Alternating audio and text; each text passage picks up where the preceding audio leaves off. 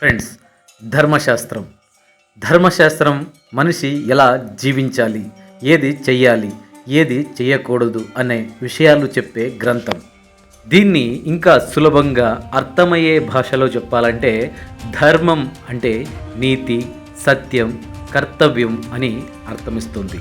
శాస్త్రం అంటే నియమాలు, మార్గదర్శకం అని అర్థమిస్తుంది.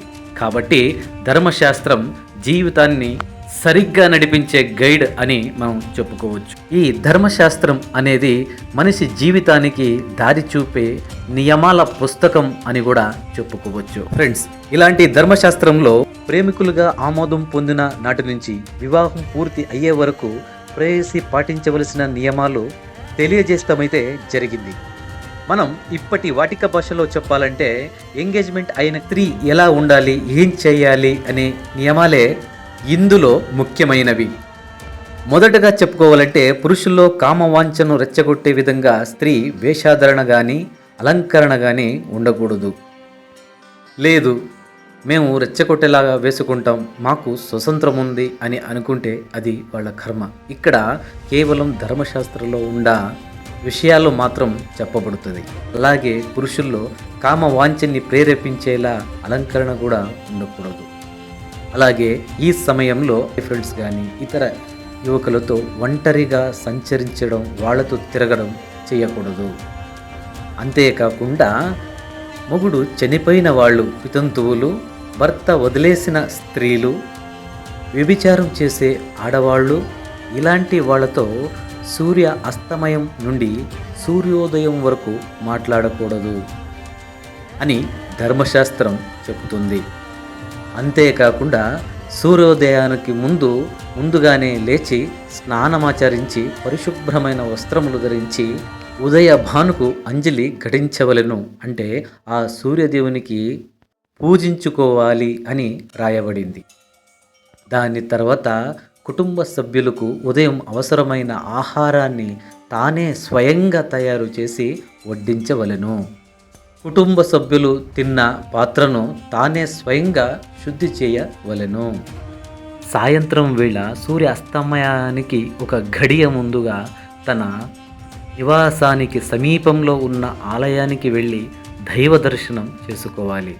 అంటే ఇంకా సూర్యుడు మునుగుతాడు, ఒక గంటలో మునుగుతాడు అనే ఒక సందర్భంలో ఒక గంటకు ముందు దగ్గరలో ఉన్న దేవాలయానికి వెళ్ళి అక్కడ దేవునికి నమస్కరించుకోవాలి అని ధర్మశాస్త్రంలో రాయబడింది. ఒకవేళ ఎంగేజ్మెంట్ అయిన వ్యక్తిని, ప్రియుడిని కలుసుకోవాలి అంటే అది దేవాలయ ప్రాంగణంలోనే కలుసుకోవాలి. ఈ ప్రియురాలు దైవ దర్శనం కోసం లోపలికి వెళ్ళినప్పుడు ఈ ప్రియుడు తనతో పాటు జతకి వెళ్ళకూడదు. ఈ ప్రియురాలు దైవ దర్శనం చేసుకుని బయటికి వచ్చేంత వరకు ఆ గుడి ప్రాంగణంలో ఈ ప్రియుడు వేచి ఉండాలి. ఈ దైవ దర్శనం అయిపోయినాక ఇద్దరు ఆ ప్రాంగణంలో కూర్చుని మాట్లాడుకోవచ్చు అన్నారు కదా అని చెప్పి రాసుకోవడం, పూసుకోవడం చేయకూడదు. ఒకరినొకరు తాకకుండా మాట్లాడుకోవాలి. ఆ దేవాలయానికి వచ్చిన ఇతరులలో జుగుప్స కలిగించే విధంగా ప్రవర్తించకూడదు. అంటే మీరే అర్థం చేసుకోండి, అలా వేరే వాళ్ళ దృష్టిలో ఆ భావనను రాకోకుండా మీరు చూసుకోవాలి. దేవాలయ ప్రాంగణంలో మాట్లాడుకోవచ్చు అని చెప్పారని రాత్రి 10 గంటల వరకు అక్కడే మాట్లాడుకోవాలని కాదు.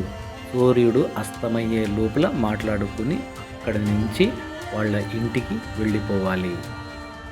ప్రియురాలి ఇంటి వరకు ప్రియుడు తోడుగా వెళ్ళి దింపి తర్వాత వాళ్ళ ఇంటికి వెళ్ళాలి అని ధర్మశాస్త్రం చెబుతుంది. ఎంగేజ్మెంట్ అయిన కాడి నుంచి పెళ్ళి అయ్యేంత వరకు పాటించాల్సిన నియమ నిబంధనలు మన ధర్మశాస్త్రం క్లియర్గా చెప్పింది. పెద్దవాళ్ళ మాట, ధర్మశాస్త్రాల మాట నేను వినను, నాకు ఇష్టం వచ్చినట్టు నేను బతుకుతానంటే అది వాళ్ళ పర్సనల్ అభిప్రాయం అవ్వచ్చు. మన భారతీయ సంస్కృతిలో పెళ్లి కూతురికి ఒక పవిత్రమైన స్థానం కలిగి ఉంటుంది. ఆమె జీవితంలో కొత్త అధ్యాయం ప్రారంభమయ్యే ఈ క్షణం ఎంతో ముఖ్యమైనది. కావున ఈ సందర్భంలో ఇలా ఉండాలి అని మన ధర్మశాస్త్రం చెబుతుంది. ఫ్రెండ్స్, ఇలాంటి ఆసక్తికరమైన వీడియోల కోసం మన ఛానల్ని సబ్స్క్రైబ్ చేసుకోండి.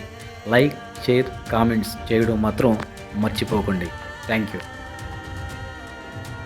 కేవలం హిందూ ధర్మశాస్త్రంలో ఆడవారు ఎంగేజ్మెంట్ అయిన ఆడవారు చేయాల్సిన నీతి నియమాలు మాత్రమే చెప్పారు, మగవారికి కూడా ఉంటాయి కదా అని మీలో సందేహం కలిగి ఉండొచ్చు.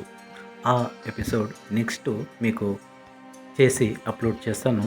అంతవరకు please like and subscribe this channel.